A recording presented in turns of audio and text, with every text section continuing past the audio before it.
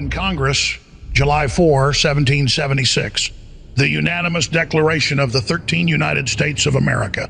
When, in the course of human events, it becomes necessary for one people to dissolve the political bands which have connected them with another, and to assume among the powers of the earth the separate and equal station to which the laws of nature and of nature's God entitle them, a decent respect to the opinions of mankind requires that they should declare the causes which impel them to the separation. We hold these truths to be self-evident, that all men are created equal, that they are endowed by their Creator with certain unalienable rights, that among these are life, liberty, and the pursuit of happiness. That to secure these rights, governments are instituted among men, deriving their just powers from the consent of the governed. That whenever any form of government becomes destructive of these ends, it is the right of the people to alter or to abolish it, and to institute new government, laying its foundation on such principles and organizing its powers in such form as to them shall seem most likely to affect their safety and happiness. Prudence indeed will dictate that governments long established should not be changed for light and transient causes.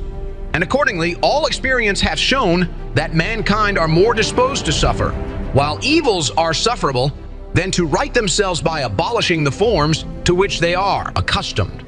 But when a long train of abuses and usurpations, pursuing invariably the same object, evinces a design to reduce them under absolute despotism, it is their right, it is their duty to throw off such government and to provide new guards for their future security. Such has been the patient sufferance of these colonies, and such is now the necessity which constrains them to alter their former systems of government. The history of the present King of Great Britain is a history of repeated injuries and usurpations, all having in direct object the establishment of an absolute tyranny over these states. To prove this, let facts be submitted to a candid world. He has refused his assent to laws, the most wholesome and necessary for the public good. He has forbidden his governors to pass laws of immediate and pressing importance, unless suspended in their operation till his assent should be obtained. And when so suspended, he has utterly neglected to attend to them. He has refused to pass other laws for the accommodation of large districts of people, unless those people would relinquish the right of representation in the legislature, a right inestimable to them and formidable to tyrants only. He has called together legislative bodies at places unusual, uncomfortable, and distant from the depository of their public records, for the sole purpose of fatiguing them into compliance with his measures. He has dissolved representative houses repeatedly for opposing with manly firmness his invasions on the rights of the people. He has refused for a long time, after such dissolutions, to cause others to be elected, whereby the legislative powers, incapable of annihilation, have returned to the people at large for their exercise, the state remaining in the meantime exposed to all the dangers of invasion from without and convulsions within. He has endeavored to prevent the population of these states, for that purpose obstructing the laws for naturalization of foreigners, refusing to pass others to encourage their migrations hither, and raising the conditions of new appropriations of lands. He has obstructed the administration of justice by refusing his assent to laws for establishing judiciary powers. He has made judges dependent on his will alone for the tenure of their offices and the amount and payment of their salaries.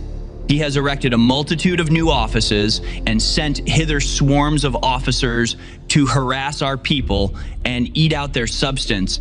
He has kept among us, in times of peace, standing armies without the consent of our legislatures. He has affected to render the military independent of and superior to the civil power. He has combined with others to subject us to a jurisdiction foreign to our Constitution and unacknowledged by our laws, giving his assent to their acts of pretended legislation. For quartering large bodies of armed troops among us, for protecting them by a mock trial from punishment for any murders which they should commit on the inhabitants of these states, for cutting off our trade with all parts of the world, for imposing taxes on us without our consent, for depriving us in many cases of the benefits of trial by jury, for transporting us beyond seas to be tried for pretended offenses, for abolishing the free system of English laws in a neighboring province, establishing therein an arbitrary government and enlarging its boundaries so as to render it at once an example and fit instrument for introducing the same absolute rule into these colonies, for taking away our charters, abolishing our most valuable laws,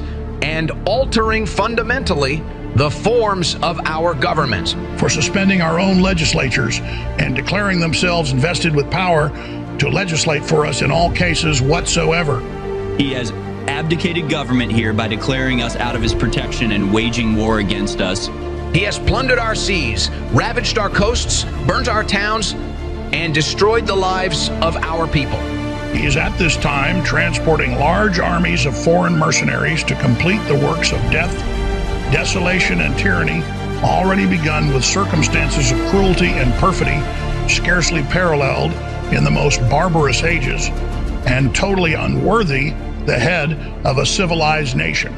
He has constrained our fellow citizens taken captive on the high seas to bear arms against their country, to become the executioners of their friends and brethren, or to fall themselves by their hands.